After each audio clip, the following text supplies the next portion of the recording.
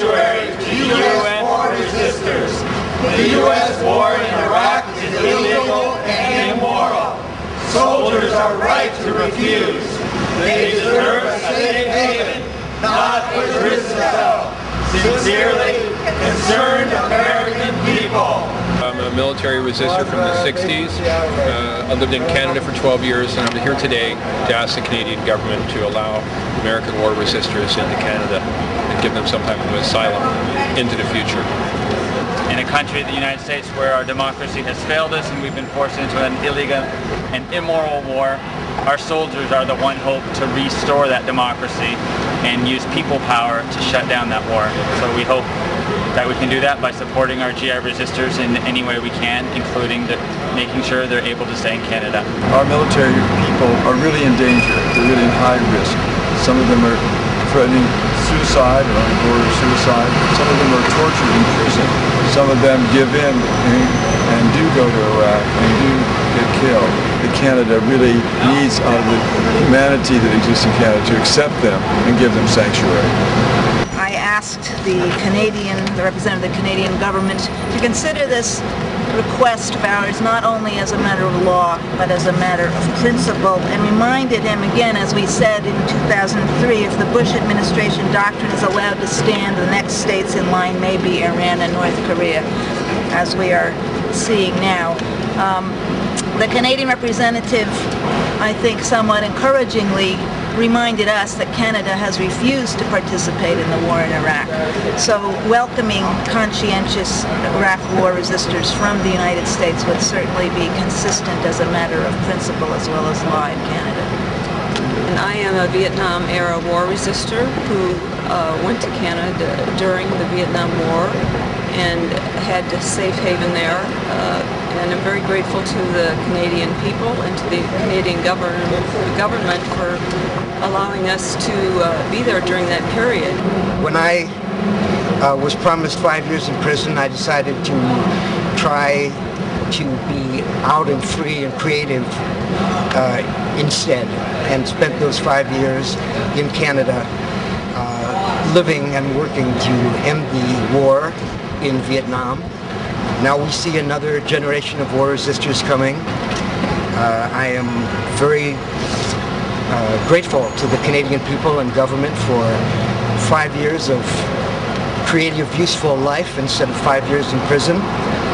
And I hope that Canada can continue to be the refuge for militarism that it was described as by Prime Minister Trudeau, that gave heart and encouragement to many of us in those days when we came to Canada seeking exactly that, refuge from an unjust war. I just told the Canadian representative that during the first Gulf War I was a United States Marine, and in response to that war, which I considered unjust and immoral back then, I applied for a Conscientious Objector status for a discharge. The Marine Corps told me I was sincere, but not sincere enough, and I quickly found myself serving months in the military brig. And now today, I've attended court-martials across the country by people in the military who are refusing to fight the current Iraq war based on the same notions that this war is also immoral and unjust and illegal. Lance Corporal Stephen Funk was sentenced to months in prison. I went to the court-martial Sailor Pablo Paredes.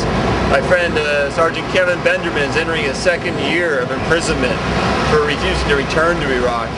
And also my friend Camilo Mejia served nearly a year in prison for, again, refusing to return to Iraq. So political persecution of people within the United States military opposing the war is a reality. And that's why safe haven in Canada is a necessity. It's not a theoretical thing. It's not a political stunt we're trying to do. This is a needed, Canada needs to be a safe haven for people within this country to refuse to fight and say not in our name to unjust policies of our government. I'm director of Project Safe Haven, and for the last 2 years I've been working with U.S. war resistors in Canada, with their lawyers and with the nationwide War Resistors Support Campaign. I know these young men personally. I know how sincere they are. Several of them have already served one tour in Iraq, came to Canada only after being ordered back for another tour.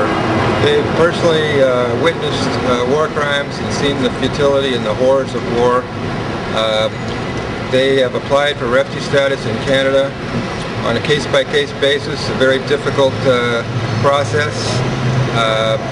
It's securing them legal status in Canada while the process is going on. But the first two have been denied refugee status and are appealing. And we believe, and the War Resisters Support Campaign in Canada believes, that ultimately a political solution is going to be required, that the Canadian government can be creative and create some kind of sanctuary policy that will make it easier for U.S. war resistors to live and work legally in Canada. These young men are following international law. There are women also, by the way, although none of them have yet applied for refugee status. They're following international law, they're doing the right thing, and they deserve a safe haven rather than a prison cell. Dear Canada, please grant sanctuary to U.S. war resistors. The U.S. war in Iraq is illegal and immoral. Soldiers are right to refuse. They deserve a safe haven, not a prison cell. Sincerely, concerned American people. We must make clear to the Germans that the wrong for which their fallen leaders are on trial is not that they lost the war, but that they started it. And we must not allow ourselves to be drawn into a trial of the causes of the war, for our position is that no grievances or policies will justify resort to aggressive war. It is utterly renounced and condemned as an instrument of policy.